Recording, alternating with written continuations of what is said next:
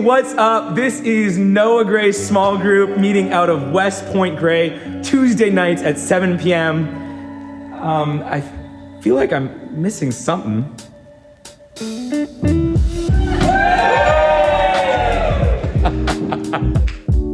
Hi, everyone. Welcome to small group. Some of you, it'll be your first week meeting. Others of you met last week. Yeah. But we're just so excited about all the small groups that are happening across the city. I can't just say city because it's cities. Plural. Yeah. There's a group in Richmond now. Mm-hmm. Greetings to the church in Richmond. Yeah. You like what I did there? I see. And to the North Shore, we've got like West Vancouver group now, lots in North Vancouver Burnaby, proper. Surrey. Yeah, all the neighborhoods in Vancouver, Mm-hmm. we love you, and we're so excited about what's happening.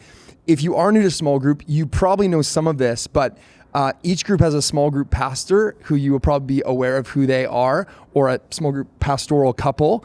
And then they have a team of people serving to help make small groups happen. Maybe those people have already been identified, but so thankful for the people serving to make small groups happen, and thankful that you are in the room for a small group. We know the first few weeks, especially if you're newer to the community, can be a bit awkward or there's like nerves walking in. So glad that you showed up, and just believe that even in the awkward moments or in the kind of easing into it, we've learned now that, man, it's amazing as we stay in the room that God works through these environments in such beautiful ways. And so much community and deep relationship has come out of small groups over the years. So we're stoked about it. We are in a series on the 10 Commandments. Hold on a second. I think what's happened on the video is they would have said our names. They're probably in blue, a nice font. It would say your name and my name, but we should say what our names are just in case. That's really, Chris, people so don't thoughtful. know who we are. I'm Chris. I'm one of the pastors at The Way. Great to be in your living room. I'm Jeremy. I'm also one of the pastors at The Way. Yeah. So you probably saw our names there. You know what? It also, I know I jumped into the 10 Commandments thing, but it reminded me of another thing I wanted to say. Typically, in the past, people have sent in photos. This might not be a week one thing where you take a group photo, although I saw a few photos circulating on social media after week one. But in the past, people have sent in photos framed, and we've put them up here. New season, we've cleared the deck, but you are invited to once again send in a photo of your group. And I was also thinking, like, maybe you just want to do that digitally, and there are ways in which we could actually put up digital photos, even like insert like spliced into the video. I know. Edited in. I thought of that like 5 minutes ago. Like how our names appeared.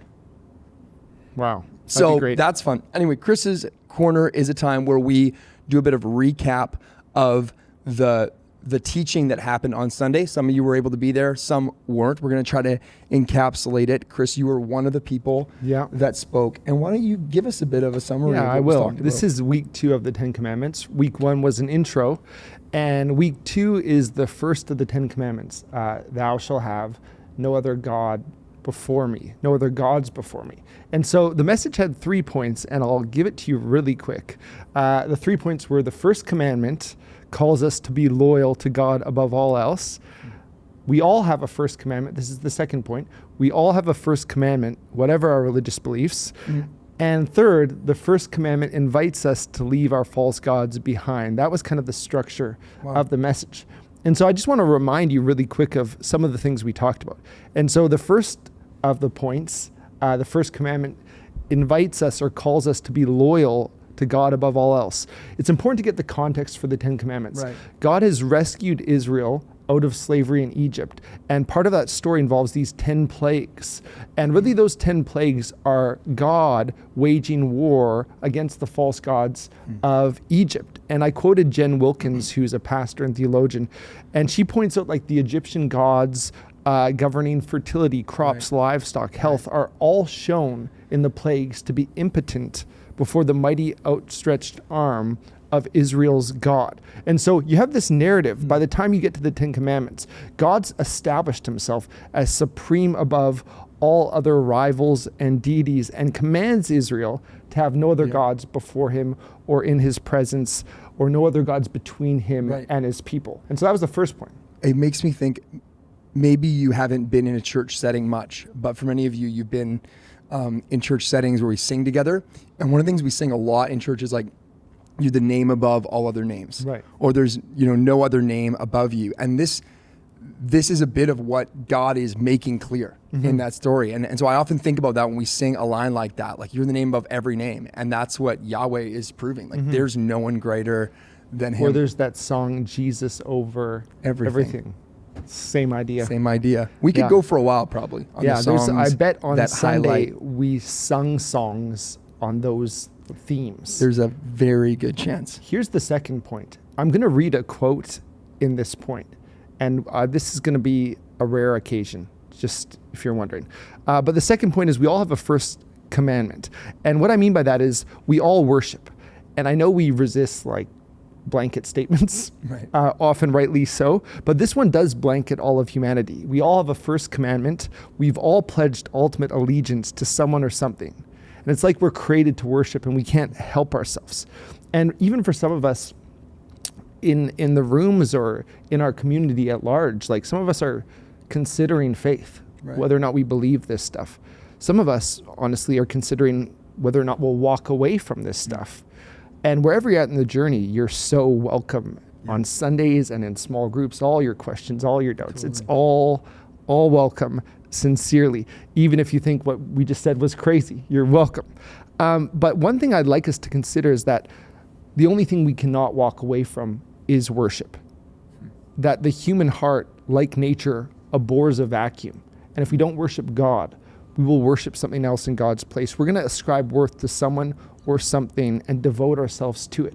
And that devotion is going to dictate our priorities. And so let me just give you this famous quote by a novelist, David Foster Wallace, did not believe in God. Are you ready for it? I know you're feeling like the uniqueness of the quote, but we're actually all really looking forward to it. Yeah, I'm So, excited we're about this ready. quote. Maybe they'll splice the quote over and it'll scroll down like in Star Wars. That's how I'm imagining it. In yellow font? In yellow font, and it'll just be like, because it's pretty long. Okay. Yeah, I can't. So no pressure, Alex. Anyways, here it is. In the day-to-day trenches of adult life, see what you think about this. There's actually no such thing as atheism. There's no such thing as not worshiping. This is from someone who's not a believer. Everybody worships. The only choice we get is what to worship. And an outstanding reason for choosing some sort of God or spiritual type thing to worship is that pretty much anything else you worship will eat you alive. If you worship money and things, if they're where you tap like real meaning in life, then you will never have enough, never feel you have enough. It's the truth. Worship your own body and beauty and sexual allure, and you will always feel ugly. And when time and age start showing, you will die a million deaths before they finally plant you. Ooh. That's intense. On one level, we all know this stuff already. It's been codified as myths, proverbs, cliches, parables, the skeleton of every great story. The trick, I can't believe, he's an atheist actually, right? He goes, the trick is keeping the truth up front in daily consciousness. Worship power. You will feel weak and afraid, and you will need ever more power over others to keep the fear at bay.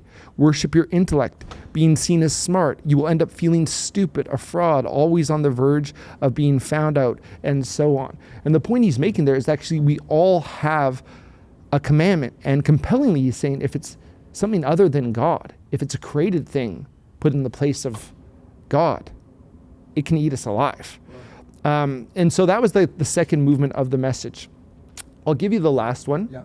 And ask you a personal question. Sure. I'll try to myself. The last point was we're invited by the first commandment to leave our idols behind. And I quoted Tim Keller, and he goes, what is an idol? It's anything more important to you than God, anything that observes your heart or absorbs your heart and imagination more than God, anything you seek to give you what only God can give. A counterfeit God is anything so central and essential to your life that if you should lose it, your life would hardly feel worth living. So that's an idol. And this commandment invites us to leave our idols behind. And so one of the things probably we'll talk about in small groups is what things are we tempted to worship or put in the place of God? A question that wherever we're at in our faith journey, we can all engage with. And I'm wondering if you'd be so bold to answer that. Yeah. Just confess your sins to the people and set the stage of vulnerability. Yeah, one thing I've been thinking about recently, I was actually reading a book that highlighted it in a new way, and that is just like my idolatry of comfort, and specifically physical comfort, when things are overwhelming, or there's distress in life, and realizing that God is our ultimate comfort. He's the comfort that I need, but there's sometimes a temptation towards immediacy, whether it's like the meal or like, just like the spa or some sort of like, I just kind of like to get and just feel comfortable. I ate the thing, or I had the blizzard or whatever. And of course those things can be good in moments, but we live in a city where there's just so much focus put on the things that can bring us peace physically. Yeah. And I was realizing the other day, I'm like, oh man, I've been shaped by this city in some negative ways around just kind of running to some of those things to feel better. And I'm realizing like they really end up being lacking. And so that's what I've been thinking about. You could pursue comfort in a way that's actually displeasing to God, or in a way that's sinful, showing that you're valuing or worshiping comfort over God. Exactly. Just like yeah. I'd be tempted to like people pleasing or pleasing others as an idol, something I'm worshiping, something I'm serving. And I know there's nothing wrong with pleasing people we love, right? But I know it's become like a false god or an idol if I'm willing to please people and offend God, or please people in a way that actually leads to me disobeying God. Right. It's like I'm valuing that thing over God. Exactly. And there's that sense where, to be more specific in my life, I'm realizing, oh man, there's these moments I know what it is actually to go after God in that feeling of distress or being overwhelmed. And it's then choosing a different thing. Yeah. To kind of fill that space, as opposed to doing what I know to do to experience that in God. And so, I felt the Holy Spirit leading me towards like a patient waiting on Him, even the space where it takes real faith and doesn't always kind of meet the need immediately, but it does invite me into something deeper. Yeah. There's a sense in which, if we didn't break the first commandment, we wouldn't break any of the other ones. I only lie, steal, cheat, covet, because I'm worshiping, serving something other than God. And so there's really an invitation to have some rich discussion and do some soul searching as a group. But, it's probably second week, so we'll keep it pretty light in the discussion questions as people build trust. But we're going to get into some of this. And so we'll throw to discussion leaders right now. Love it.